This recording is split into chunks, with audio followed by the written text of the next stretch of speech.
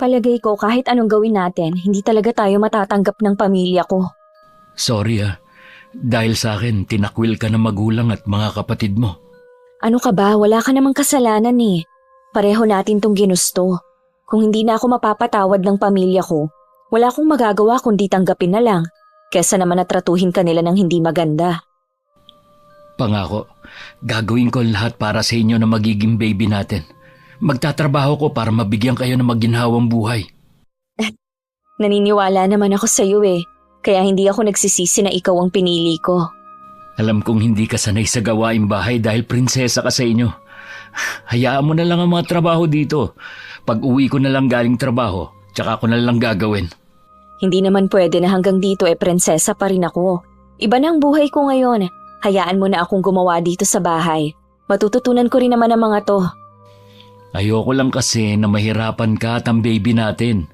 Kapag pagod ka na, huwag mo nang ituloy ang gawain dito Hindi naman mahirap linisin tong apartment mo dahil maliit lang. Sa pagluluto lang talaga ako nahihirapan. May malapit namang karinderya dito. Bumili ka na lang ng pagkain mo para hindi ka na magluto. Masarap magluto si Aling Fatima. 2 dekada na ang karinderya niya. Ganun na nga siguro ang gagawin ko. Kesa masayang lang ang pagkain na lulutuin ko tapos hindi naman makakain. Basta gawin mo kung anong makakagaan sa'yo dito.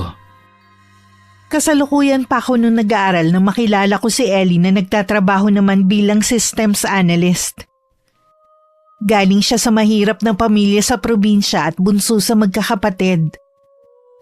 Bukod tanging siya lang ang nakatapos sa kanila. Dahil pinaaral siya ng isang pare na tumutulong sa mga kapuspalad. Hindi naman mayaman ang pamilya ko. Pero dahil sa pagsisikap ng mga magulang ko kaya naibigay nila ang pangangailangan naming magkakapatid. Maliban sa nag-aaral pa nga ako, hindi rin nila tanggap si Ellie. Kaya pinalayas nila ako sa bahay nang malaman na nagdadalang tao ako. Bakit ang aga mo umuwi ngayon? Wala na akong trabaho, Yvonne. Ha? Bakit? Anong nangyari? Tinanggal nila ako sa trabaho. Hindi pa malinaw ang dahilan. Aba, bawal yun ah. Pwede mo silang ireklamo sa ginawa nila. Sa tingin ko may kinalaman ng pamilya mo sa pagkakatanggal sa akin. Bakit mo naman nasabi yan? Ang kapatid mo ang pumalit sa akin . Narinig ko rin na tinawag niyang ninong ang boss ko. Kakausapin ko sila. Hindi ako papayag na mawalan ka ng trabaho. Alam nilang kailangan mo yun lalo't buntis ako. Hayaan mo na. Maghahanap na lang ako ng ibang trabaho. Ayoko rin naman kasi makasama sa iisang kumpanya ang kapatid mo kung sakali. Sigurado ka ba? Hindi madali na magsimula ulit ng ibang trabaho. Oo naman. Hindi naman siguro ako mahihirapang maghanap uli ng trabaho. Mas gusto ko na ring umiwas sa gulo. Hindi ko alam kung ano bang intensyon ni Kuya kung bakit niya yun ginawa. Hanggang ngayon siguro hindi pa rin niya matanggap ang nangyari. Itinakwil na nila ako. Dapat wala na silang pakialam sa akin. Bukas na bukas din, maghahanap na ako ng trabaho. Ayoko mag-aksaya ng panahon. Sana nga makahanap ka kaagad. Alam ko na kailangan mo rin magpadala sa inyo at nag-iipon pa tayo para sa panganganak ko. Huwag kang masyadong mag-alala. Baka makasama pa yan sa pagbubuntis mo. Makakaraos din tayo. Hindi ko maiwasan ang mag-alala. Bigla ko tuloy na alala ang sinabi ni Kuya Alexis. Hindi daw niya tayo patatahimikin. Hindi kaya ito na ang simula ng gagawin niyang panggugulo? Wala siyang karapatang gawin yun. Kapatid mo lang siya. Mga magulang mo nga hinayaan ka na. Nung nasa abroad kasi ang mga magulang namin, si Kuya ang tumayong ama't ina sa aming magkakapatid. Kaya madalas siyang nasusunod kahit nandito na sina Papa at Mama. Sa tingin ko naman, hindi na tayo magugulo ng kuya mo. Nakuha niya na ang gusto niya. Sana nga, pero hindi ko pa rin maiwasan na kabahan. Huwag kang masyadong mag-alala. Nakalimutan mo na ba ang sabi sa'yo ng OB mo? Kailangan mo mag-ingat dahil masela ng pagbubuntis mo. Iwasan mo ang ma-stress. Yang pag-aalala mo, hindi yan makakabuti sa'yo. Pasensya ka na ha. Pipilitin ko na lang na i-relax ang sarili ko at hindi mag-isip. Malalampasan din natin to. Ang mahalaga, magkasama tayo sa hirap at ginhawa. Wala nang inaksayang oras si Ellie sa paghahanap ng trabaho. Pero lumipas ang 1 linggo hanggang umabot ng 1 buwan wala pa rin siyang nahahanap. Hindi rin kami tinitigilan sa panggugulo ni Kuya Alexis. Minsan nagpapunta siya ng mga kaibigan niya para guluhin kami sa bahay. Dahilan para sumakit ang tiyan ko at madala ko sa ospital. Bakit ngayon ka lang? Ano nangyari sa'yo? Bakit puro ka pasa? May mga humarang kasi sa aking mga kalalakihan habang papunta ako dito. Hindi ko naman mga kilala. Siguradong si kuya na naman ang nasa likod sa nangyari sa'yo. Mabuti hindi ka nila pinatay. May mga dumating agad na mga tanod na nagpapatrolya sa lugar. Kaya nasaklolohan agad nila ako. Ipablatter natin ang nangyari sa'yo. Sa tingin ko lalo lang titindi ang galit ng kapatid mo. Iwasan na lang natin siya. Paano natin gagawin yun alam niya kung saan tayo nakatira? At isa pa, hindi naman tayo agad makakalipat dahil kapos tayo. May naisip akong solusyon kung papayag ka. Anong solusyon naman? Ang umuwi tayo sa probinsya namin. Doon, hindi na tayo masusundan ng galit ng kapatid mo. Di ba hindi pa alam sa inyo na meron ka ng kinakasama? Kumpara naman sa kapatid mo, mas mabait ang pamilya ko. Pwedeng mabigla lang sila pero matatanggap ka rin nila kalaunan. Kung yan ang sa tingin mong makakabuti, di sige, umuwi na lang tayo sa inyo. Isang linggo pa bago kami bumiyahin ni Ellie dahil sa kalagayan ko. May agam-agam man sa puso ko kung ano magiging buhay namin sa probinsya nila. Ang tanging pinangahawakan ko lang ay tiwala sa nobyo ko. Isang araw din na naging biyahe namin sa barko at kailangan pa namin sumakay ulit ng bus. Bago kami nagpatuloy, kumain muna kami. Malayo pa ba ang sa inyo? 6 na oras pa ang biyahe, tapos sasakay pa tayo ng bangkang de motor. Ang layo pala ng sa inyo. Nasisiguro ko nang hindi na tayo masusundan ni kuya dito. Hindi na talaga, kaya kumain ka na ng marami para hindi ka gutumin sa biyahe natin. Wala pa rin kasi akong ganang kumain Pakiramdam ko rin maduduwal ako. Oy, sige, huwag mong pilitin. Magbabaon na lang tayo ng pagkain at plastic na rin kung sakaling masuka ka mamaya.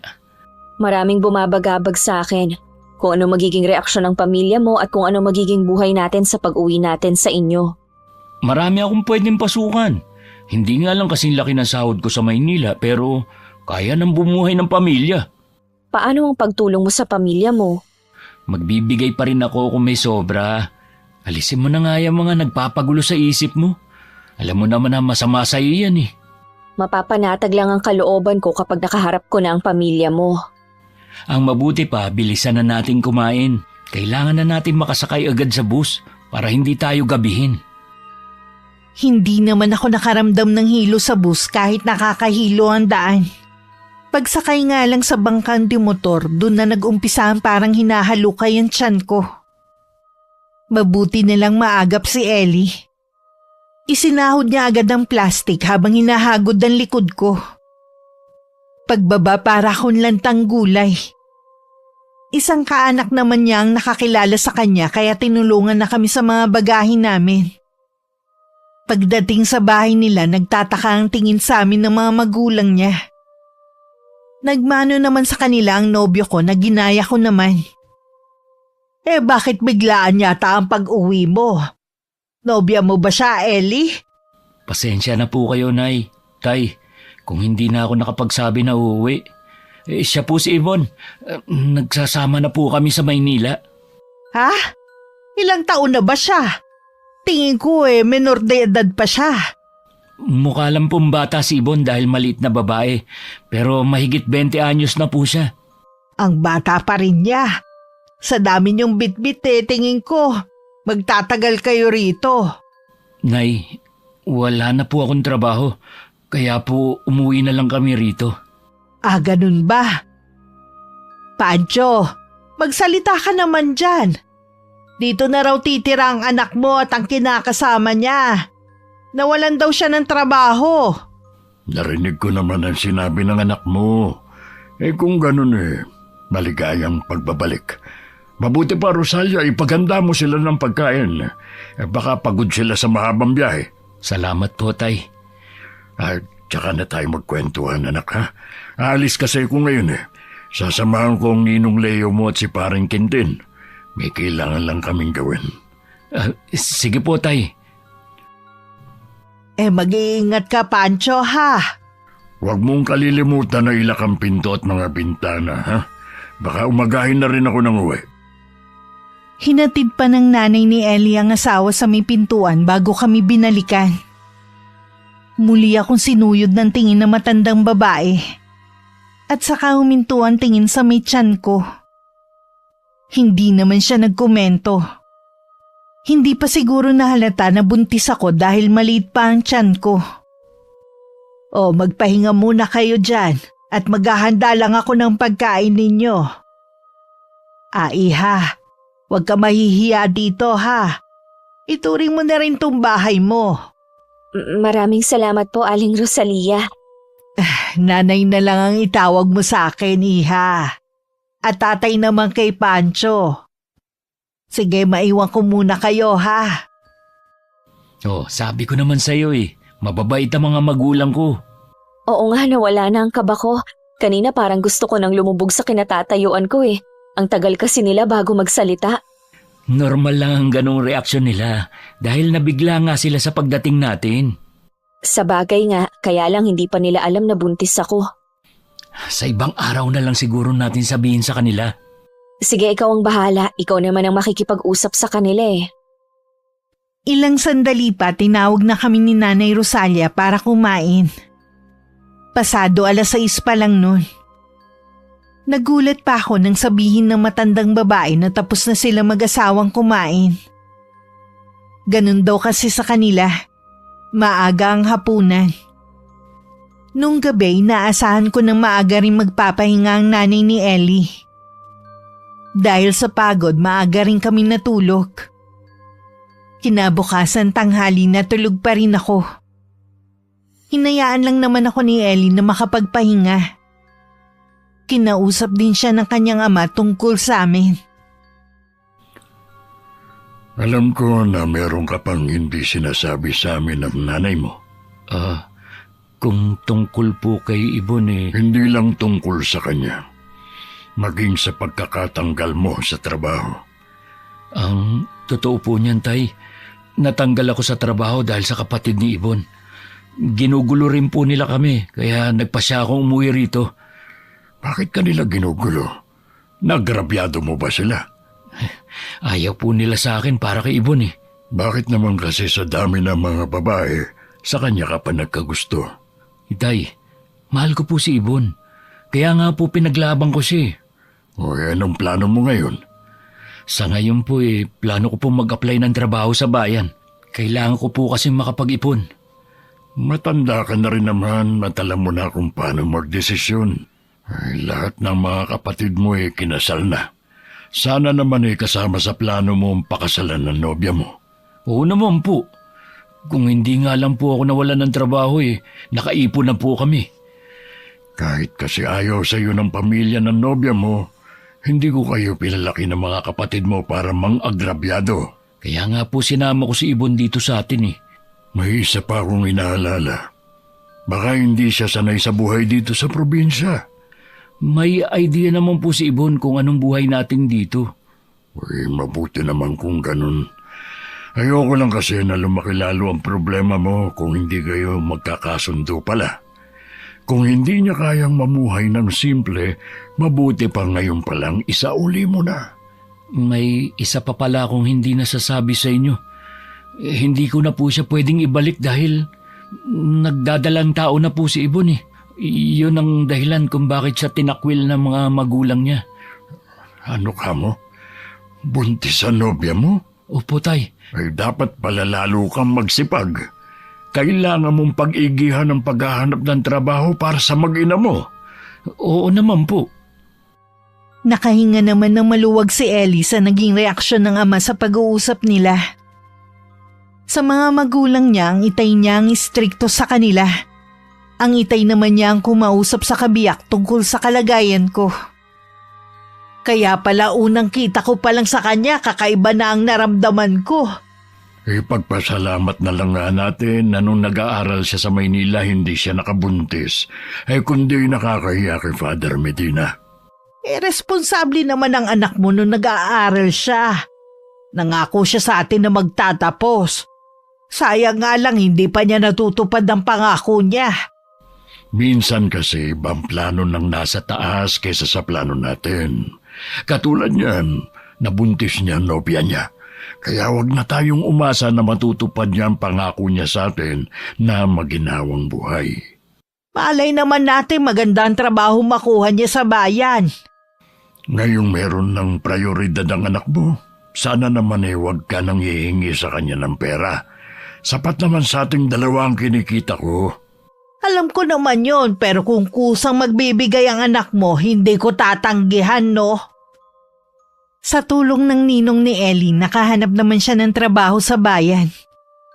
Maaga nga lang siyang umaalis at gabi na nakakauwi sa bahay. Habang lumalaki rin ang tiyan ko, lalong bumibigat ang pakiramdam ko. Gusto ko lang laging nakahiga at matulog. Mabuti na lang maunawain si Nanay Rosalia. Pasensya na po kayo kung lagi na lang akong tanghali nagigising. Hindi ko po tuloy kayo matulungan sa gawaing bahay. Naiintindihan naman kita, Iha. Ganyan din kasi ko sa panganay ko noon eh. Kung gusto mo lang matulog, hindi kita pipigilan. Nabanggitin kasi ni Ellie na maselan daw ang pagbubuntis mo eh. Ganun na nga po, nung nasa Maynila nga po kami, ilang beses din po akong naospital. Delikado nga talaga ang pagbubuntis mo. Ang layo pa naman ng ospital dito sa amin. Pero huwag ka mag-alala, may kumadrona naman kami rito. Iyon po ba yung nagpapaanak sa bahay lang? Oo, mahusay yung si Clement. Siya ang sumunod sa yapak ng kanyang ina. Pasensya na po kayo, Nay, ha? Kahit po kasi mahusay pa siya, ayoko po na dito sa bahay mga anak, mas gusto ko po sa ospital. Wala namang masama sa gusto mo, kaya lang paano kung emergency? At hindi ka agad madala sa ospital? Mabuti na rin yung masabihan natin si Clement. Sige po, kayo po ang bahala. Sa umaga nga pala, pagkagising mo, magpaaraw ka sa labas nitong bahay kahit kalahating oras lang. Maganda kasi sa buntis yung naaarawan eh. Sige po, Nay, pero bukas na lang po siguro, medyo nahihilo po kasi ako. Maliban sa nahihilo ka, ano pang nararamdaman mo ha? Masakit ba ang tiyan mo?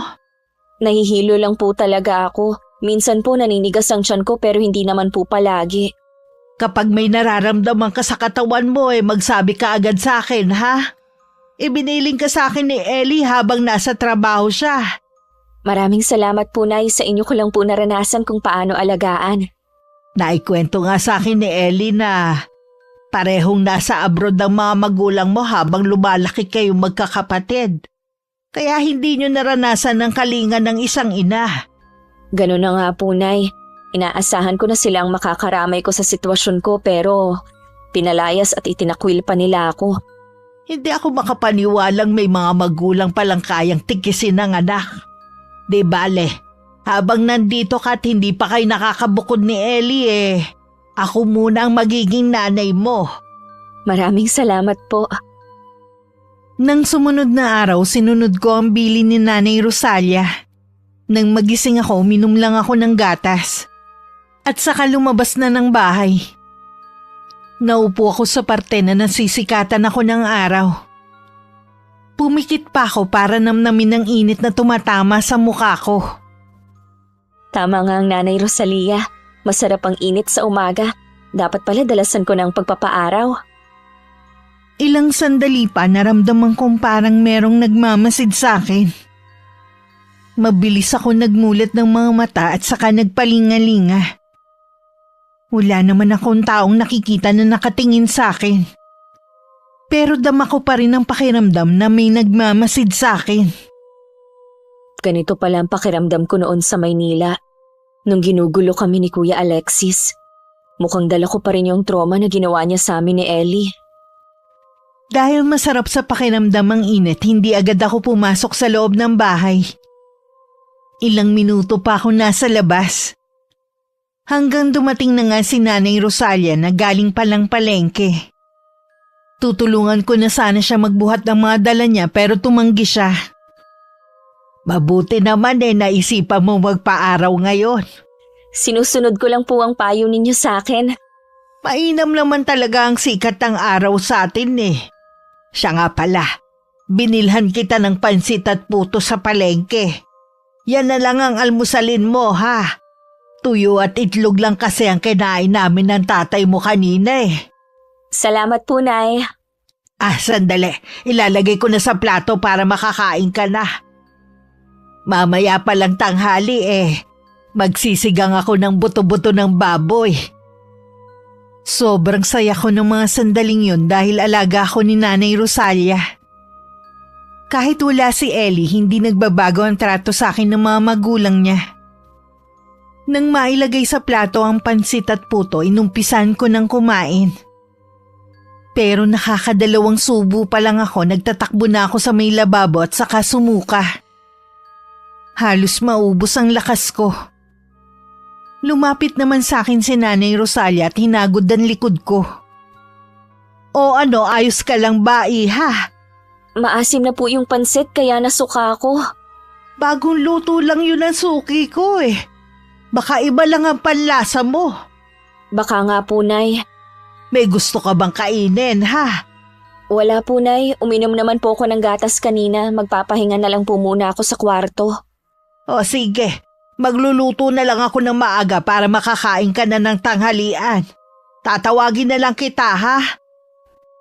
Kahit nung tanghali, hindi ko rin nakain ang ulam na niluto ni Nanay Rosalia. Bahagya lang akong kumain ng kanin at saka nahiga na ulit. Labis na ang pag-aalala ng nanay ni Ellie. Kaya kinausap na siya nang makauwi siya nung gabi. Baka kasi mapano sila ng magiging anak niya kung hindi kakain si Yvonne eh. Kakausapin ko po siya mamaya, Nay. Tatanong ko na rin kung ano gusto niyang kainin. Para kapag sumahod ako bibili ko siya. Sinabi ko lang to sa'yo para alam mo. Baka isipin mo pinababayaan namin siya rito. Hindi ko po yun iisipin. Nakita ko naman po dati kung paano niyo alagaan ang mga hipag ko noon. Kaya alam ko po na ganun din ang gagawin yung pag-aalaga kay Yvonne. Kahit hindi pa kami kasal. Kahit wala pang basbas ng simbahan ng inyong pagsasama sa mata naming lahat mag-asawa na kayo. Salamat po, Nay. Ang bait niyo talaga. Maiba ako. Kumusta ang trabaho mo? Ayos lang po, Nay. Ang importante, may trabaho ko ngayon. Hindi nga lang kasi laki ng sinasahod ko dati. Hindi ka naman siguro nagsisisi ngayon sa naging desisyon mo. Hindi naman po. Kaya lang hindi maiwasan na makonsensya dahil hindi ko pa natutupad ang pangako ko sa inyo ni tatay. Hindi ko pa kayo nabibigyan ng maginhawang buhay at baka hindi na po. Iba na po kasi ang prioridad ko ngayon. Tapos dito lang ako may trabaho. Sapat lang talaga sa pangangailangan namin ni Yvonne. Huwag mo kaming intindihin ng tatay mo. Kumikita naman siya kahit papaano Ang mahalaga ang mag-ina mo. Naisip ko nga na kapag ayos na ang lahat, bumalik na lang na Maynila at doon na maghanap ng trabaho. Ikaw ang bahala, anak. Kung ano sa tingin mo ang makakabuti, susuportahan ka namin ng itay mo. Napakaswerte ko po talaga sa pagkakaroon ng mga magulang na maunawain at mabait, katulad nyo ni tatay. Sana po balang araw makabawi ako sa inyo. Siya nga pala. Nabalitaan ko na dumating na si Father Medina. Kapag wala kang pasok sa trabaho, dalawin mo naman siya. Isama mo na rin si Yvonne. Sige po, Nay. Gusto ko rin magpasalamat sa kabutihan niya sa akin. Ay nako, napakwento na ako sa'yo. Mabuti pa kumain ka na para makapagpahinga ka na rin. Maaga ka pa papasok bukas Nagising ako nang maramdaman kong may pumasok sa kwarto. Iinat-inat pa ako na bumangon nang makita si Ellie na nagbibihis ng pambahay. Bakas ang pagod sa mukha niya. Pilit pa siyang ngumiti nang makita akong nagising. Kanina ka pa ba dumating? Oo, kumain na rin ako.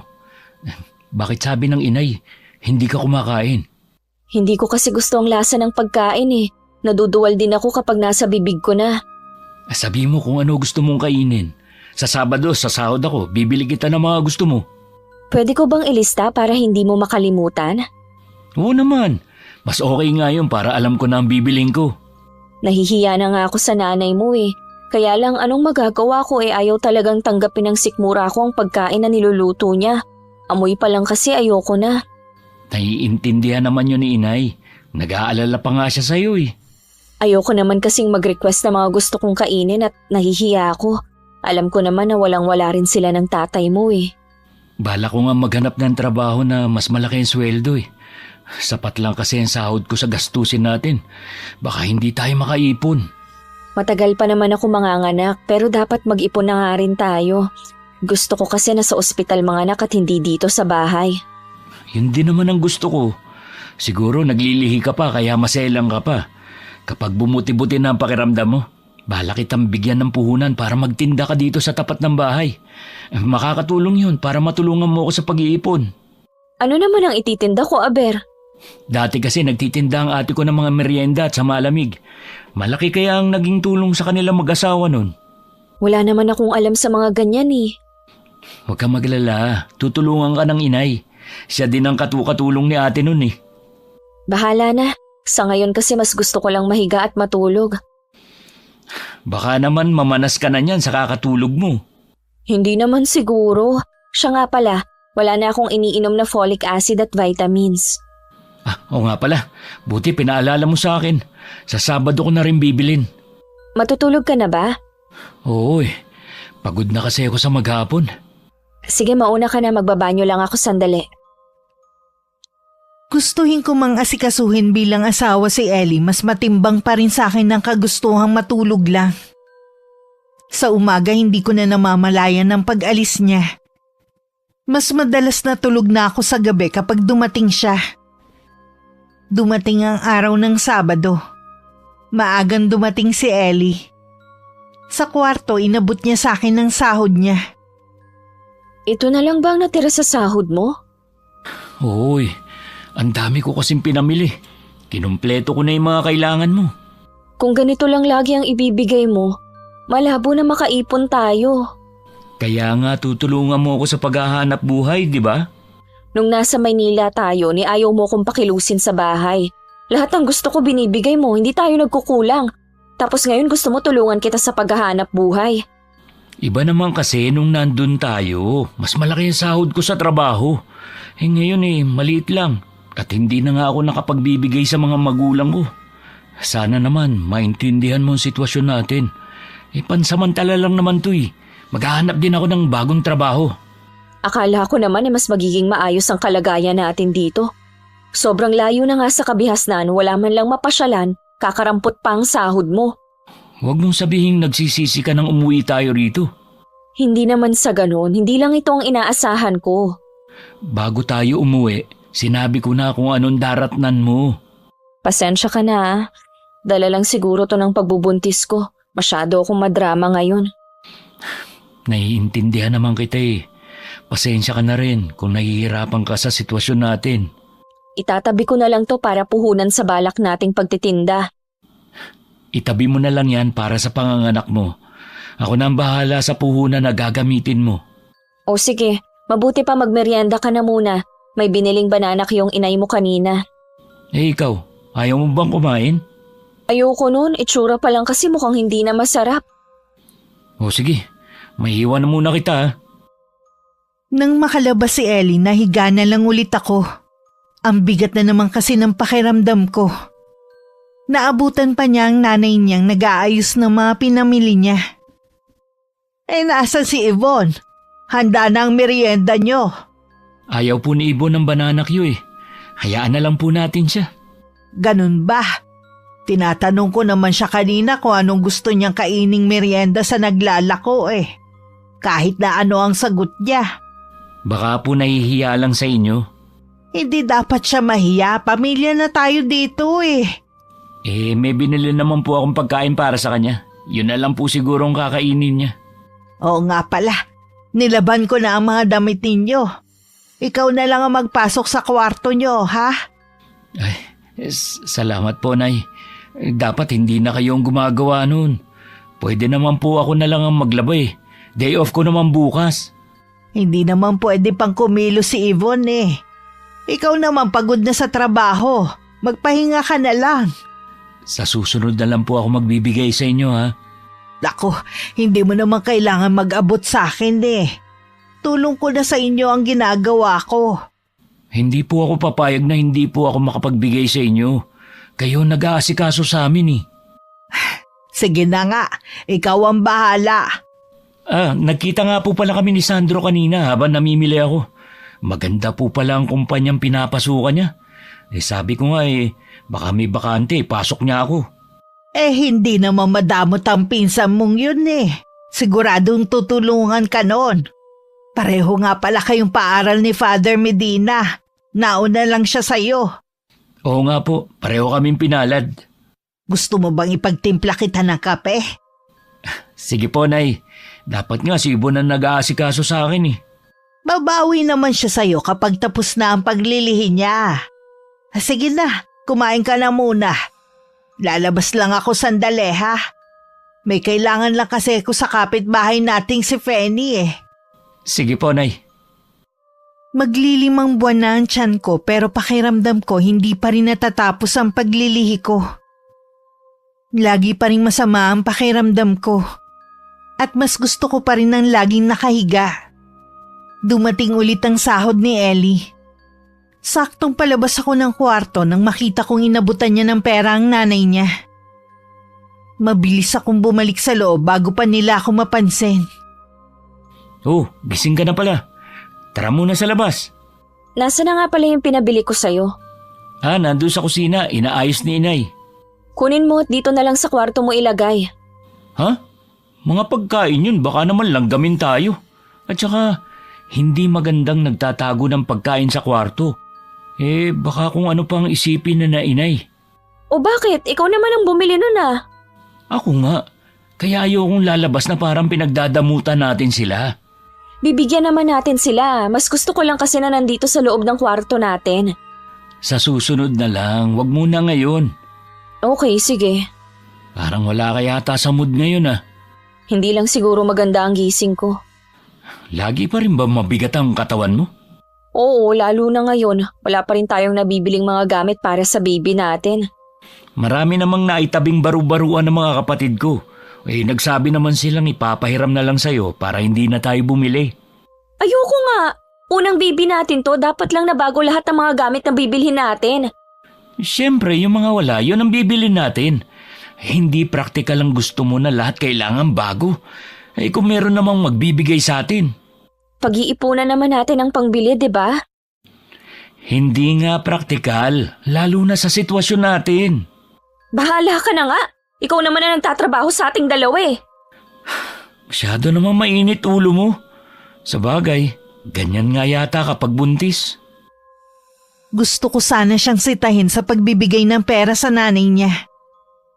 Pero nagpigil na lang ako. Nagmukmuk na lang ako sa kwarto hanggang sa tawagin ako para sa hapunan. Wala naman akong imik na naupo. Lihim ako napasimangot nang makita ang ulam sa mesa. Munggo kasi at pritong galunggong. Wala bang ibang ulam?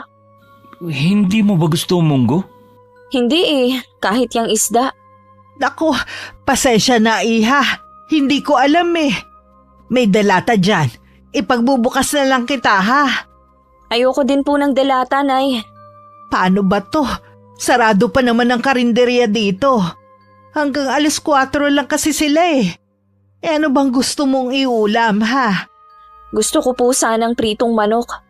Teka lang. Pupunta ako sa may tindahan. Baka may tinda silang manok doon. Huwag na po kayo mag-abala, Nay. Bukas na lang po mag-uulam ng manok si Ibon. Anong uulamin ko? Kung ano nakahaing ulam. Ayoko nga ng ulam na yan. Kung ayaw mo ng ulam, huwag kang kumain.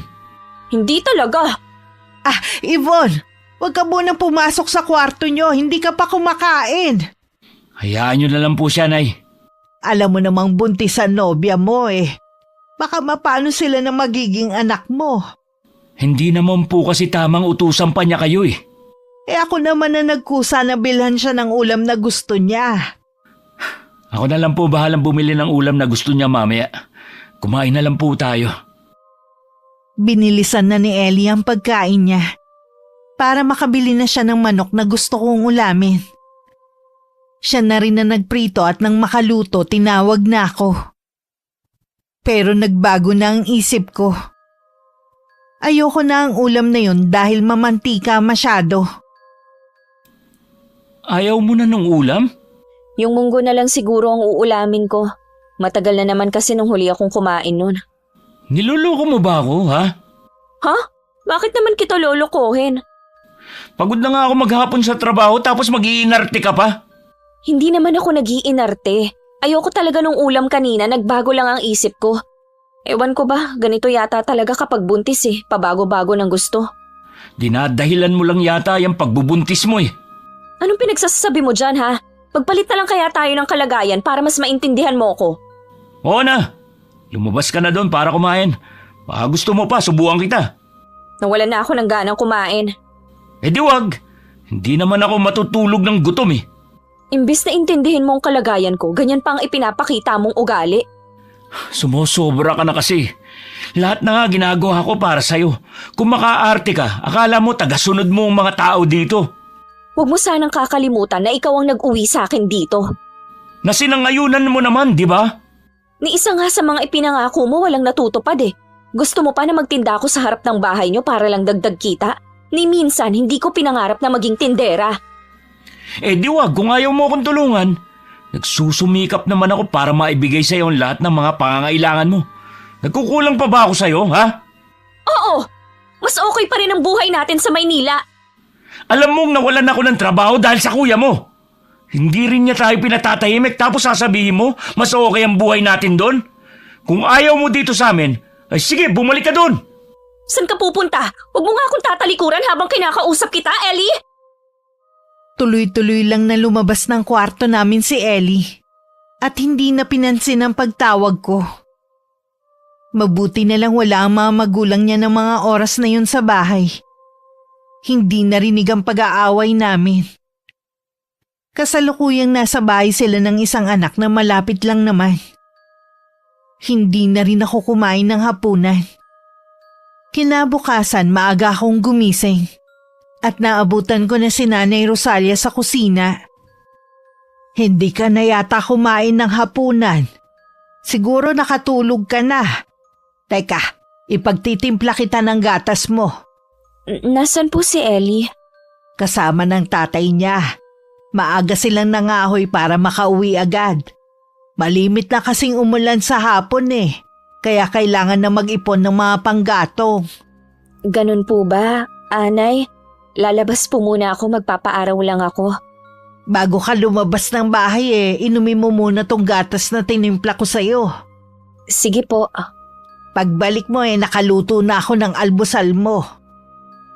Nang maubos ko ang isang basong gatas, nagpaalam na akong lalabas.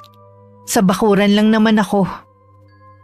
Ilang minuto pa lang ako nagpapaaraw nang maramdaman ko na naman na parang merong nagmamasid sa akin. Nang igala ko ang paningin ko, wala naman ako nakita na nakatingin sa akin.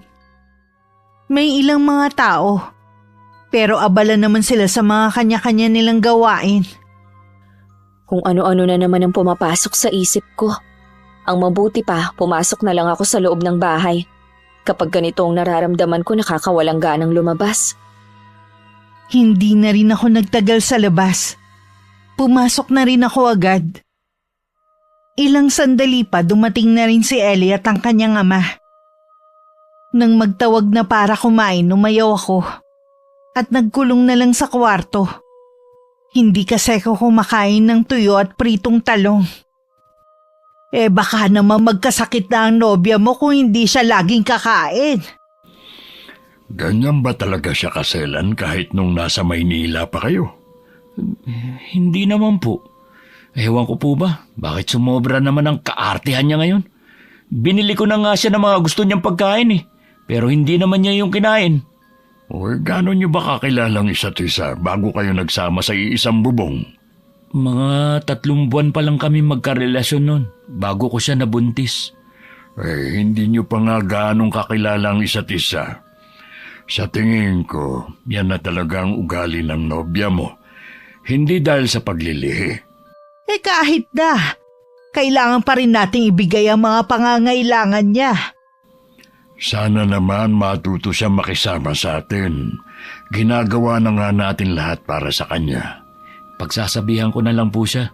Hindi ko rin po kasi gustong inaasal niya. Pagsabihan mo lang, iho, wag mong aawayin, ha? Baka mapasama sa kanya kung sasama ang loob. Opo, Nay. Hindi ba niya sinasabi na gusto niya nang bumalik sa Maynila? Hindi naman po. Tsaka wala naman kaming babalikan doon. Naisip ko na kung ganyan rin lang naman na parang kinikilala niyo pa ang isa't isa, mabuti pa siguro na wag na muna kayong magpakasal. Plano pa lang naman po ang sa amin eh. Hindi pa kami sigurado. Siya nga pala. Papupuntahin ko dito ang kumadrona para matingnan siya. Sige po, sasabihin ko sa kanya mamaya para makapaghanda siya. Nagbabasa ako ng magazine nang pumasok si Ellie. Tiningnan ko lang siya bago ibinalik ang tingin sa binabasa ko. Umupo naman siya sa dulong bahagi ng higaan. Hindi ka ba kakain? Ayoko. Pumunta ng talipapa si inay. Bibilang ka ng pagkain. Hindi na lang sana siya nag-abala. Ayaw mo pala makaabala. Dapat kumakain ka. Sa ayoko ng pagkain na niluluto ng nanay mo eh.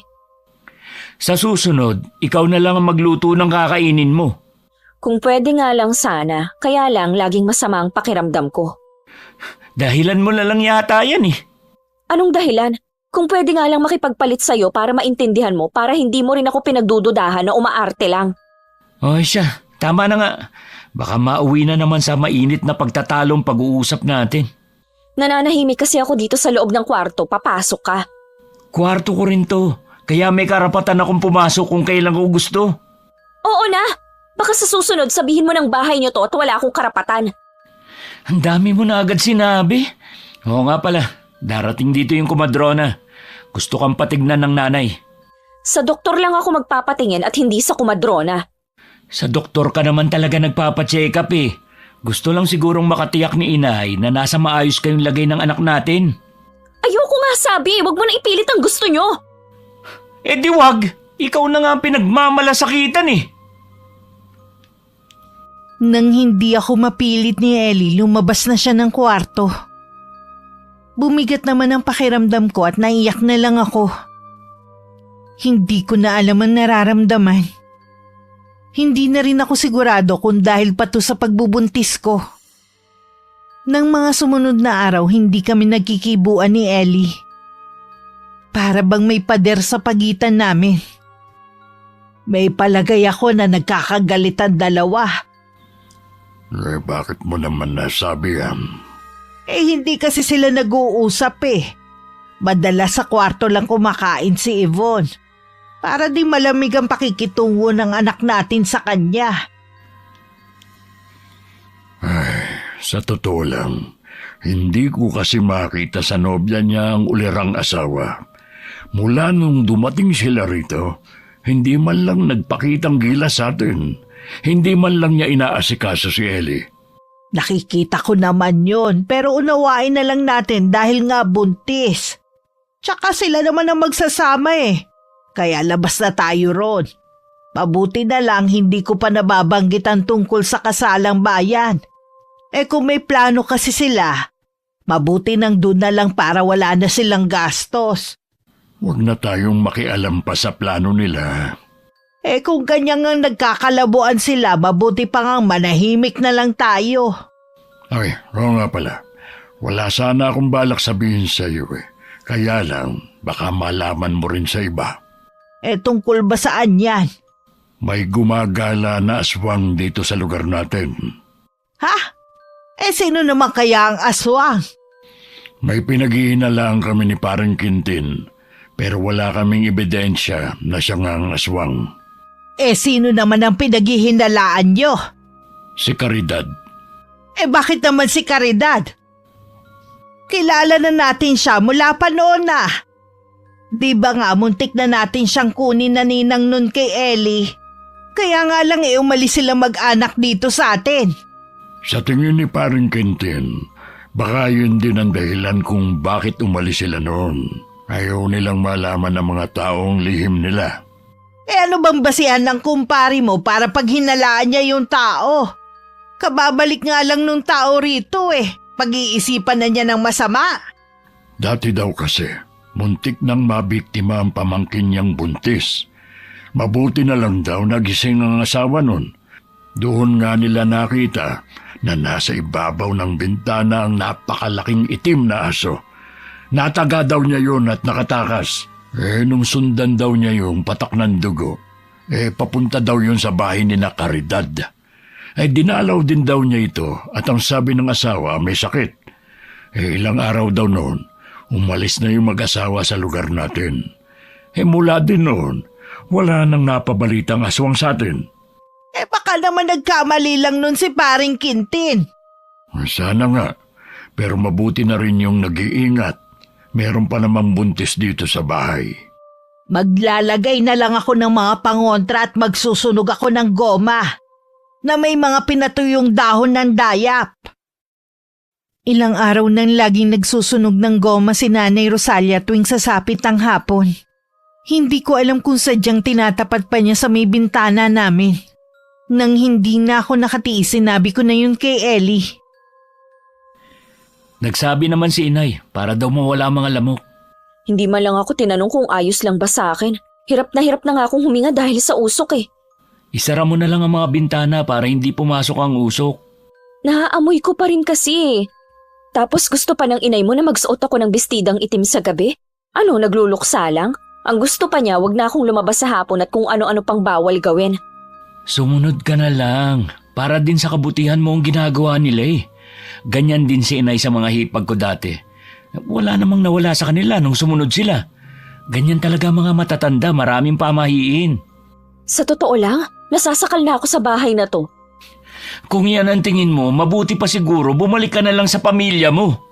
Yan ba ang naiisip mong solusyon, ha? Lahat na lang kasi nirereklamo mo. Nakakapagod ka nang intindihin Ikaw kasi, imbis na mag-isip ng ibang solusyon, ang naisip mo agad ang umuwi dito sa inyo. Hindi mo man lang inisip ang magiging sitwasyon ko. Sana nung sinabi ko sa iyo ang plano ko, tumutol ka na. Sana hindi tayo umuwi dito kung ayaw mo naman pala. Kung hindi ka na makakatagal dito, umuwi ka na sa inyo. Ngayon pa ba, ha? Sa tingin mo, ganun lang kadali na tatanggapin nila ako? Kesa naman sa araw-araw ka na lang nagrereklamo. Nakakahiya na sa mga magulang ko. Sige, kapag nakapanganak ako, babalik na ako sa amin. Iiwan ko sa iyo ang anak natin. Itong pagbubuntis ko lang naman ang hindi nila gusto Dahil tingin nila sisirain itong kinabukasan ko. Kung alam ko lang na ganito ang buhay na ibibigay mo, sana sinunod ko na lang sanang payo nila na ipalaglag na lang ang batang to. Sabi ko na nga ba, meron ka rin tinatagong sama ng ugali. Wala kang pinagkaiba sa kuya mo. Kaya nga ako nagkakaganito dahil na rin sa'yo. Mabuti pa nga, ngayon pala maghiwalay na tayo. Wala na akong pakialam sa'yo. Para akong nauupos na kandila nang maiwan akong mag-isa. Sobrang sikip ng dibdib ko dahil sa sama ng loob. Bigla ring sumakit ang puson ko. Pinigilan ko lang na mapasigaw at humingi ng tulong sa mga kasama ko sa bahay. Ayokong isipin na naman ni Ellie na nag-iinarte lang ako. Nang umayos na ang pakiramdam ko, nahiga na lang ako at pinilit matulog. Bakit mo ba inaaway si Yvonne, ha? Nakakapikon na kasi Wala na akong magandang narinig sa kanya. Sana pinagpasensyahan mo na lang. Alam mong buntis Kung alam ko lang na ganyan pala ugali niya, hindi ko na sana siya inuwi rito sa atin.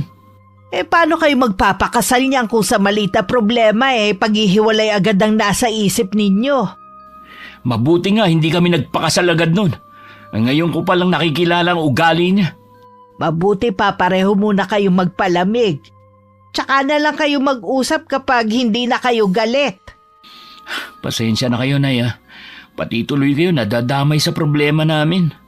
Naiintindihan ko naman kayo. Mas matindi pa nga ang naging pag-aaway namin noon ng tatay mo Ultimo asin pinag-aawayan namin. Pero dahil mahal namin ng isa't isa, nalagpasan namin ang lahat ng problemang dumarating sa amin. Mahal ko naman po si Yvonne. Hindi ko lang talaga matagalan ang ugali niya ngayon. Pagod na nga ako sa trabaho. Gusto pa yata niya, siyang asikasuhin ko. Hintayin mo na makapanganak ang nobya mo. Kung ganun pa rin ang ugali niya at hindi mo na talaga matagalan, mag-usap kayo alang-alang sa anak ninyo. Maghiwalay kayo ng maayos. Sisikapin ko pa rin pong maisalba ang pagsasama namin. Nang mga sumunod na araw, lalo ako naging bugnutin. Konting ingay, nagagalit ako. Katulad na lang ng araw na yun. Ako lang ang mag-isa sa bahay. Nagpaalam na aalis ang mga biyenan ko at bago daw dumilim, uuwi rin. Nagising ako dahil sa pagtama ng matigas na bagay sa mismong bintana. Agad akong lumabas para sitahin ang may gawa nun. Isang dalagitang nakita kong nasa labas. Ikaw bang bumato sa bintana namin? Ano, sumagot ka? Iha, apo ko si Leila. Meron siyang kapansanan. May problema ba? Yang apo nyo, binato ang bintana ko. Nagising tuloy ako. Imposible yata yan. Magkasama kami ng apo ko. Sandali lang naman akong bumili sa tindahan. Siya lang po ang naabutan ko dito sa labas. Walang ibang tao dito. Kanina may mga batang nandito. Baka sila ang may gawa nun. Hoy bata, sinong bumato sa bintana ko? Sumagot ka kasi para maliwanagan tayo. Gaya ng sabi ko kanina, may kapansanan ng apo ko, hindi siya nakapagsasalita. Naku, palusot pa. Sa susunod po, bantayan niyo ang apo niyo, perwisyo eh. Huwag mo naman sanang sabihin na perwisyo ang apo ko. Kahit kailan wala siyang inaabalang tao. Anong tawag niyo sa ginawa niya? Wala sigurong saysay na makipagtalo sa'yo. Hindi ka naman tumatanggap ng paliwanag. Parang ako pang ipinalalabas mong mali ah. Ako na ang humihingi ng pasensya sa iyo. Dapat lang no? Lalong uminit ang ulo ko nang parang ako pa ang pinalalabas na masama ng matandang babae. Naglalakad na silang maglola palayo nang dumating naman si Ellie. Lumingon pa sa amin na matandang babae bago nagpatuloy sa paglalakad. Sino ang mga yun? Yung batang kasama nung matanda, binato lang naman ang bintana. Ha? Nabasag ba? Hindi naman, kaya lang nagising ako eh. Tapos tinatanggi pa nila na sila ang may gawa. Ibig sabihin, hindi mo naman talaga nakita? Wala namang gagawa nun kundi yung batang yon. Paglabas ko, siya yung nandito. Kahit na, hindi mo sila dapat pinagbintangan. Maraming makukulit na bata dito. Baka sila may gawa. Wala ngang bata akong nakita dito maliban sa kanya. Sana naman hindi nagalit yung matandang babae. Sino kaya sila? Ibig sabihin hindi sila taga rito? Ngayon ko lang sila nakita eh. Mabuti pa pumasok na tayo sa loob ng bahay. Nung gabi nagising ako dahil sa maalinsangan na panahon. Pakiramdam ko rin tuyong-tuyo ang lalamunan ko. Nang sulyapan ko si Ellie, mahimbing siyang natutulog. At bahagya pang ang humihilik. Dahan-dahan akong bumangon para hindi siya magising. Nang nasa kusina na ako, hindi pa man ako nakakainom ng tubig, bigla na lang kumirot ang puson ko. Sa sobrang sakit na pasigaw na ako. Ah, Iha! Ano nangyayari sa'yo? Kumikirot po ang puson ko. Halika, aalalayan kita sa pag-upo. Bakit gising ka pa ng ganitong oras, ha? Nauuhaw po kasi ako kaya ako bumangon eh. Ano nangyayari dito? Pabuti nagising ka, anak. Sumasakit ang puso ni Yvonne. Ha? Huwag mong sabihin mga anak ka na. Hindi pa. Bantayan mo muna ang nobya mo. Pakalmahin mo ang loob niya. Lalabas lang ako ng bahay. Ano po ang gagawin niyo sa labas? Hindi po ba umuwi kagabi ang itay? Nagbilin siya na hindi makakauwi eh. May kailangan lang daw siyang gawin. Kanina pa kasi ko hindi mapakali. Palagay ko yun ang nagpagising kay Yvonne. Mabilis nang lumabas ng bahay si Nanay Rosalia. Bit-bit ang parang latigo. Narinig pa namin ng malakas at sunod-sunod na murang pinakawalan niya. Hindi na rin gaanong masakit ang tiyan ko. Naninigas na lang. Sinong minumura ng inay mo? Hindi ko rin alam eh. Dapat hindi na lang lumabas ng bahay ang inay mo, baka mapano siya. Ayos ka na ba? Oo, puntahan mo na ang inay mo. Sige, dito ka lang ha. Sinundan ko pa ng tingin ang paglabas ni Ellie sa bahay. Napahawak naman ako sa tiyan ko nang bigla itong humilap. Samantala naabutan ni Ellie ang ina na nakatingin sa may madilim na bahagi. Nang sundan niya ng tingin ang tinitingnan nito, kulang na lang mabuwal siya sa pagkakatayo. May naaninag kasi siya na 2 bilog na kulay pula. Nay, ano po yan? Bakit ka lumabas? Nag-aalala po kasi ako sa inyo eh. Anong klaseng hayop po ba yan? Hindi yan pangkaraniwang hayop lang. Mabuti pa pumasok na tayo sa loob. Umalis ka na, halimaw! Dadaan ka muna sa ilalim ng bangkay ko bago mo malapitan si Yvonne. Umangil pa ng malakas ang nilalang. Nang matamaan ng liwanag ng buwan, naaninag ni Ellie ang anyo. Lalo siyang nilokoban ng matinding takot nang makita ang kabuuan nun. Pagkatapos silang titigan nun, kumaripas na yun ng takbo. Isang aswang po ba yun, Nay? Oo, iho. Kaya dapat natin ingatan ang nobya mo. Totoo pala talaga mga aswang. Pumasok na tayo sa loob ng bahay. Bahagya pa akong nagulat nang biglang bumukas ang pinto at pumasok ang mag-ina. Agad na lumapit sa akin si Nanay Rosalia at hinawakan ng tiyan ko. Kumusta ang pakiramdam mo, iha? Ayos na po, medyo kinakabahan na lang po. Ellie, mabuti pa samahan mo na si Yvonne sa kwarto nyo. Magpahinga na kayo. Sige po, Nay. Si Nanay Rosalia na natiling nasa sala lang. Alam niya kasing babalik ang aswang para subukan muli akong aswangin. Nasilipan niya sa maliit na siwang ang malaking aso na paikot-ikot sa may bakuran. Umalis lamang yun na magliliwanag na. Tulog pa ba si Yvonne, ha? Opo, Nay. Bakit po ang aga niyong gumising? Samantalang napuyat din kayo kagabi. Kahit anong puyat ko maaga pa rin akong nagigising. Nay, yung nilalang kagabi na... Binanggit mo ba kay Yvonne? Hindi po. Baka kasi lalo siyang matakot. Wag na lang muna nating banggitin sa kanya, ha? Alam niyo ba kung sino ang aswang na yun? Hindi ko rin alam, iho. Dahil ngayon lang naman may lumitaw ulit na aswang dito sa atin Siguradong babalik ulit dito yun. Anong gagawin natin? Huwag ka matakot. Marami kaming alam na pangontra ng itay mo laban sa aswang. Hindi siya makakalapit kay Yvonne. Ay, salamat, Nay. Mabuti na lang nandiyan kayo. O sige na, mag-almusal ka na. Papasok ka pa sa trabaho mo Sumunod naman si Ellie sa kanyang ina. Sinilip pa niya ako sa kwarto bago umalis. Ilang sandali lang dumating na rin si Tatay Pancho. Agad na ikinuwento ni Nanay Rosalia sa asawa ang naganap nung nagdaang gabi. Kumusta naman si Yvonne at ang sanggol na dinadala niya? Ayos naman na. Hanggang ngayon nga ay tulog pa rin. Napuyat kasi kagabi. Si Caridad nga talaga ang aswang. Hindi pa naman tayo nakakasiguro sa bagay na yan. Mahirap ang bintang, no? Mula lang naman bumalik siya, saka muling nagpakita ang aswang. Tama si Paring Quintin. Aswang si Caridad. Ingatan na lang natin na mag-ina. Hanggat narito tayo hindi magagawang lumapit ng aswang na yon. Kukuha ko ngayon ng libon ng kawayan. Ilalagay ko yon sa silong ng bahay natin. Magsusunog din ako ng gulong na may pinatuyong balat ng dayap mamaya. Nung hapon naamoy kong nagsunog na naman ng goma si Nanay Rosalia.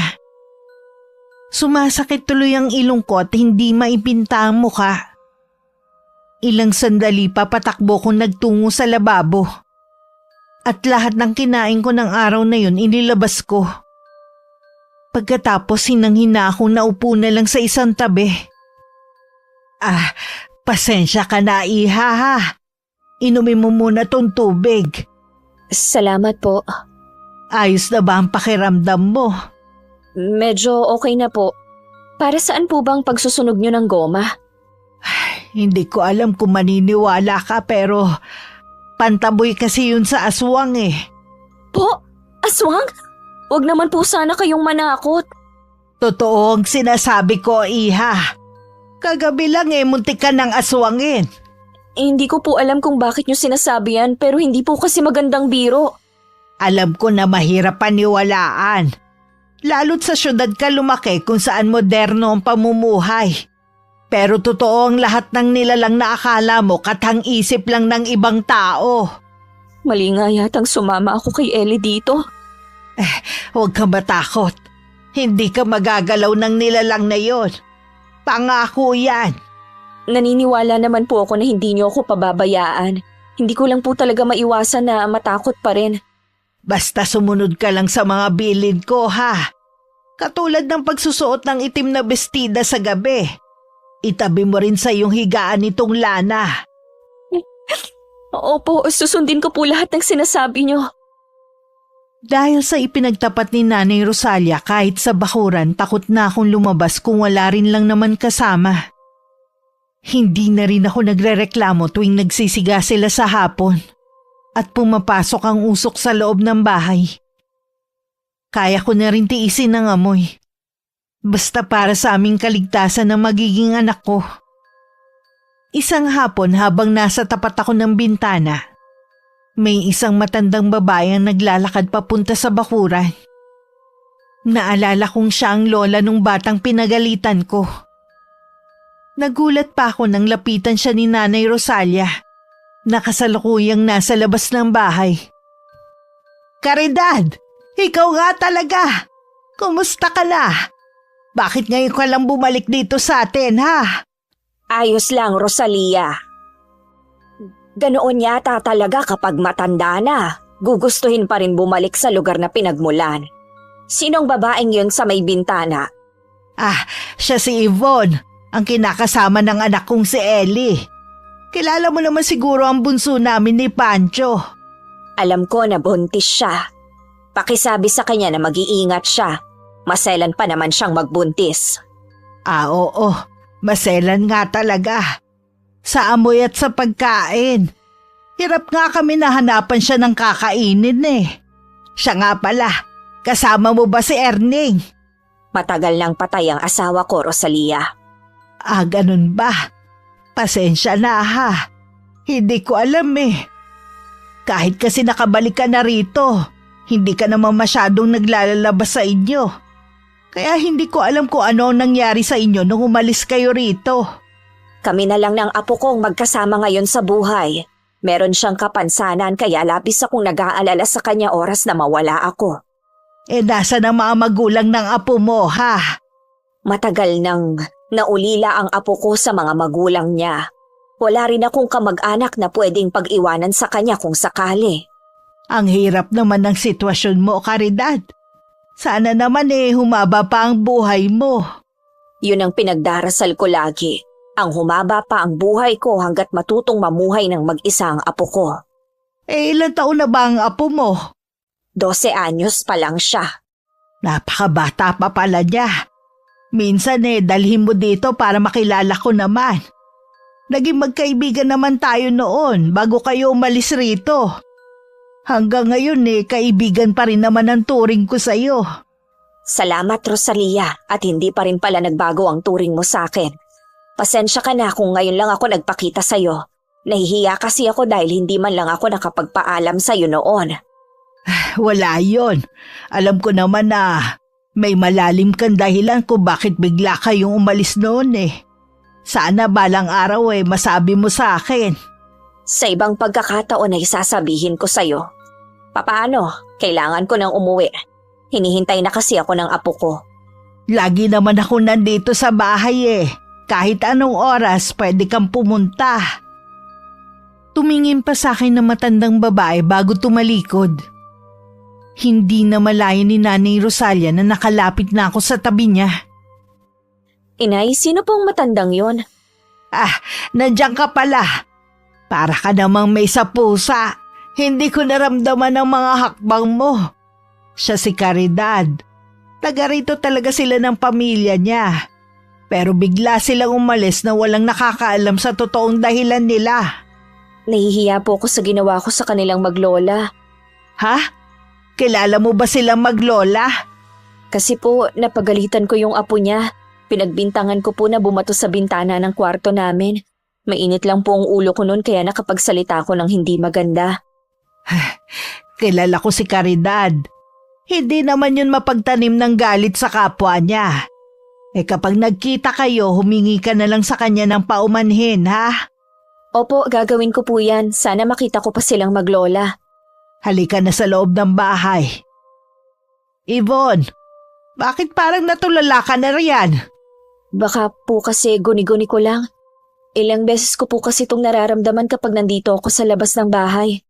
Anong ibig mo sabihin? Iyon po bang pakiramdam na merong nagmamasid sa akin? Nasaan ang botelya ng lana na ibinigay ko sa'yo? Nandito po sa bulsa ng duster ko. Ha? Bakit po kumukulo? Sabi na nga ba kapag ganyang kumukulo, ibig sabihin nasa paligid lang ang aswang. Minamasdan ka niya kahit maliwanag pa. Ano pong gagawin natin? Huwag ka matakot. Hanggat hawak mo yan, hindi siya makakalapit sa'yo. Halika na sa loob ng bahay. Araw-araw na lang ako nakakaramdam ng takot.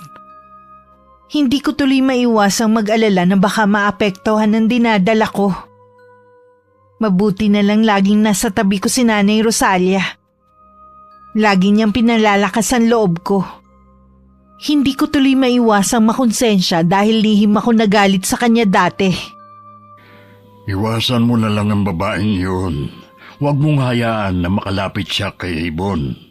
Naging kaibigan natin si Caridad. Hindi naman tama na ipagtabuyan ko yung tao. Noon pa yun, nang hindi pa natin alam na aswang siya.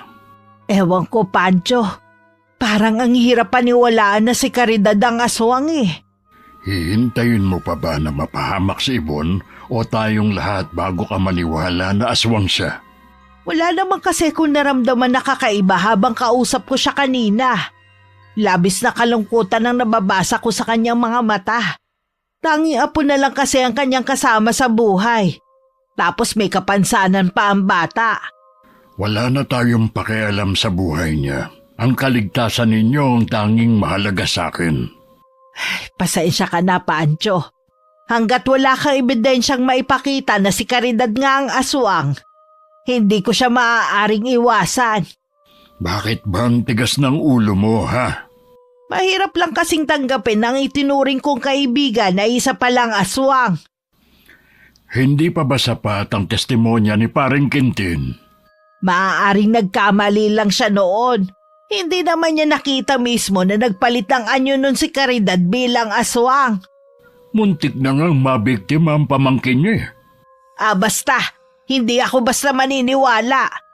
Ay sige, ako mismo ang huhuli sa aswang na yon oras na bumalik siya rito. Dahil sa kakatuwang pangyayari, nagkabati na rin kami ni Ellie. Muling bumalik ang tamis ng pagmamahalan namin. Hindi na rin ako maarte sa pagkain. Parang tapos na ang paglilihi ko.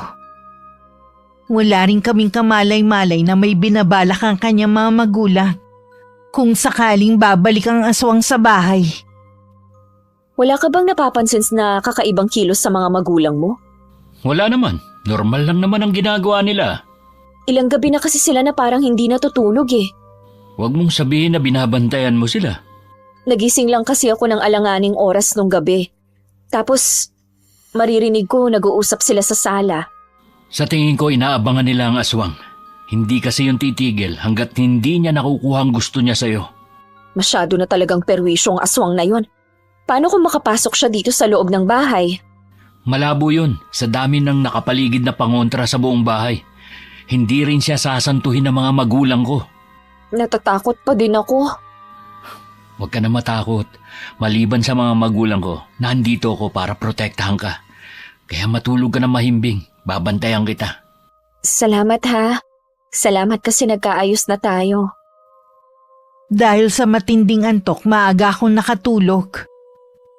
Ilang sandali lang ganun din si Ellie habang nakayakap sa akin.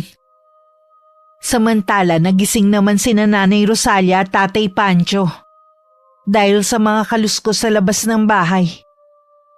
Nang sulyapan nila ang botelya ng lanang nakapatong sa lamesita, kulang na lang umawas ang langis nun dahil sa pagkulo. Nandito siya. Humanda sa akin ang aswang na yan. Isang malaking pagkakamali ang pagpunta niya rito. Sasamahan na kita. Dito ka na lang. Bantayan mo na hindi siya makapasok. Mag-iingat ka. Oh, hindi siya sasantuhin ng buntot pagi ko. Nang makalabas ang asawa, mabilis ding isinara ni Nanay Rosalia ang pinto. Mula sa maliit na siwang sinilip niya ang magaganap. Ang kabiyak at malaking asong namumula ang mga mata kasalukuyan nagpapambuno. Napapasigaw pa siya tuwing napapailalim si Tatay Pancho. Nabitiwan pa na matandang lalaki ang buntot pagi. Mabuti na lang merong itak na nakasukbit sa bewang nito. Nang makakuha ng buwelo, agad niyang tinaga ang aswang. Malakas yung umangil at umungol bago tumakbo palayo. Pancho! Natalo mo ang aswang! Buhay pa siya. Hindi ko siya napuruhan. Ang sugat na natamo niya ang magiging tanda para malaman natin kung sino ba talaga ang aswang. Tama ka. Malakas ang kutob ko na si Caridad ang aswang. Huwag ka munang magsalita ng tapos. Hindi alam ng mag-asawa na nagising kami ni Ellie dahil sa ingay. Nasaksihan nga namin ang pakikipagtunggali ng kanyang ama sa aswang. Kinabukasan maagang umalis ang mga magulang niya. Hindi naman sinabi kung saan sila pupunta. Pero may kutob kami na pupuntahan nila ang bahay ng hinihinala nilang aswang.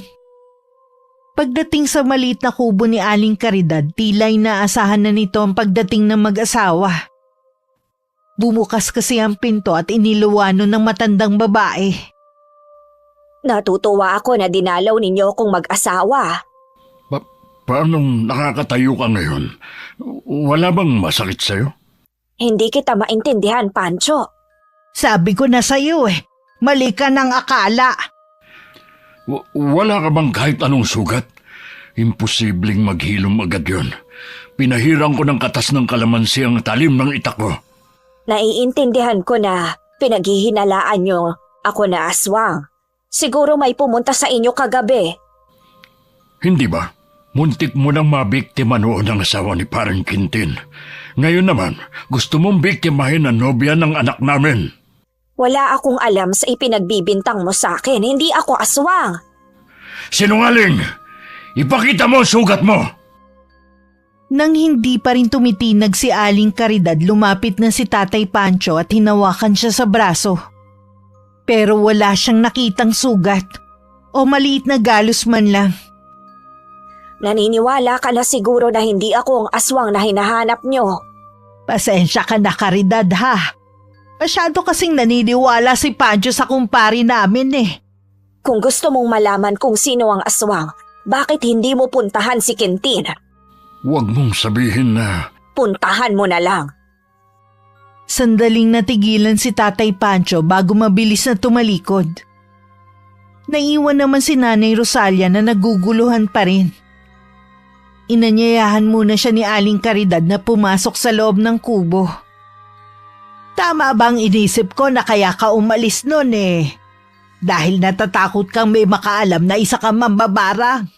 Oo, tinakot ako noon ni Quintin at ng asawa niya. Alang-alang sa pamilya ko, lumayo na lang kami. Hindi ko lang akalain na balang araw babalik pa ulit ako dito. Si Quintin ba ang aswang? Hindi siya kundi ang asawa niyang si Lucia. Mahal na mahal niya ang asawa, kaya hindi nakapagtataka na pagtakpan niya. Diyos ko po, sino mag-aakala na kung sino pa yung mabait at nagkakawang gawa siya pa palang may malagim na sekreto? Noon pa man, ganoon na ang ginagawa niya. Kaya kung meron man magbubuko sa kanya, lalabas lang na naninira. Pero kung silang maglalabas ng sekreto ko noon, tiyak na marami ang maniniwala agad. Pasensya ka na, Caridad, ha.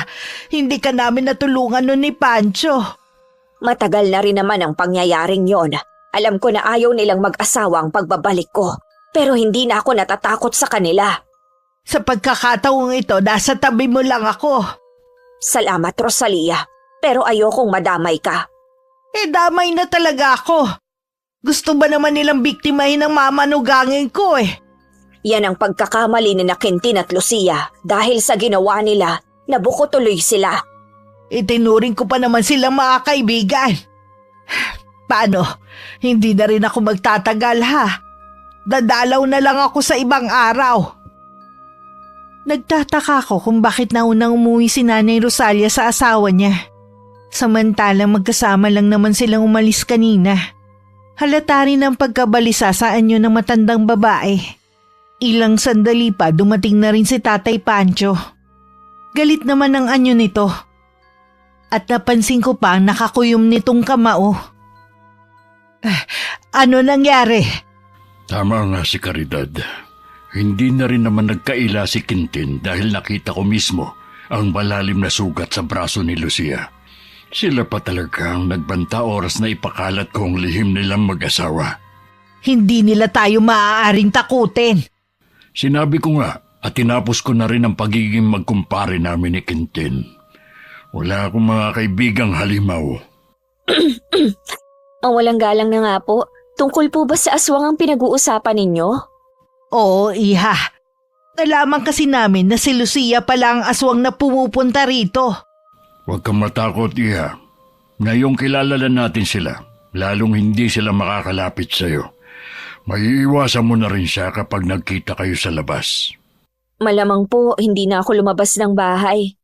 Pwede naman, iha. Basta kasama mo ko. Salamat po sa inyo. Akala namin hindi na babalik ang aswang. Dahil ilang araw din itong hindi nagparamdam. Pero nang gabing yun, nabulahaw na naman kami ng mga kaluskos sa labas ng bahay. Nang lumabas si Tatay Pancho at Ellie, hindi na nila yun naabutan. Sa galit ng mag-ama, pinuntahan nila ang bahay ng mag-asawa. Pero mas matindi pala ang ganti na ibabalik sa amin ng mag-asawa. Nagkaroon ako ng malalang sakit na hindi gumaling-galing. Caridad, ikaw pala. Pasensya na kung hindi maganda ang pagbisita mo ngayon. Siya ba ang apo mo? Oo, siya si Leila. Hindi nga lang siya nakakapagsalita pero nakakaintindi siya. Maupo muna kayo dyan at ikukuha ko lang kayo ng maiinom. Huwag ka nang mag-abala. Si Yvonne talaga ang ipinunta ko dito. Ha? Kaya mo ba siyang mapagaling? Hindi lang ako mambabarang. Kaya ko rin makapanggamot. Kulam ang nangyayari sa kanya na mula sa aswang kaya matindi ang pinagdadaanan niyang hirap. Kung hindi natin siya maaagapan, ikamamatay niya ang sumpa ng aswang na yon. Tulungan mo si Yvonne at ang magiging apo namin. Ako na ang bahala sa kanya. Ibabalik ko rin ang sumpa kay Lucia.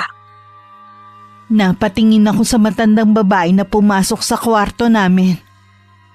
Naalala ko na siya ang lola nung batang pinagbintangan ko noon. Panay din ang tulo ng mga luha ko dahil sa sama ng pakiramdam. Hindi ko mailarawan ang sakit na nararamdaman ko. Ilang araw na akong hindi nakakakilos, na para bang naparalisa na ang buong katawan ko. Huwag kang mag-alala. Gagamutin kita. Naalala ko na po kung sino kayo. Pasensya na po kayo ng apo nyo Hindi ko sinasadya na makapagsalita ng hindi maganda. Kalimutan mo na ang pangyayaring yon. Hindi kami marunong magtanim ng galit sa kapwa namin. Pakiusap po, iligtas niyo ang baby ko. Magpakatatag ka, alang-alang sa kanya kung gusto mo siyang mailigtas. Opo. Bahagyang hinilot ni Aling Caridad ang sentido at ulo ko. Hinawakan din niya ang maumbok kong tiyan. Bigla kong naramdaman ang paggalaw ng sanggol sa sinapupunan ko na ilang araw ko ring hindi maramdaman. Pumipintig pa ang puso ng anak mo. Tuso din talaga si Lucia. Dahil hindi niya makuha ang anak mo, binigyan ka na lang niya ng karamdaman. Ay, salamat naman. Ilang araw na rin ako nag-aalala dahil sabi ni Yvonne hindi nga daw gumagalaw ang sanggol sa kanyang sinapupunan. Ligtas na ang apo mo. Ibabalik ko na lang kay Lucia ang ginawa niya. Isang matinding barang ang gagawin ko sa kanya. Nang araw na yun napagaling ako ni Aling Caridad. Para lang ako nagdahilan. Labis ang pasasalamat ko sa pangalawang buhay na ipinagkaloob sa akin ng Panginoon. Nang sumunod na araw nabalitaan namin na nagkasakit na maluba ang mag-asawang Quintin at Lucia. Makalipas ang ilang araw nabalitaan na lang din namin na sabay silang pumanaw.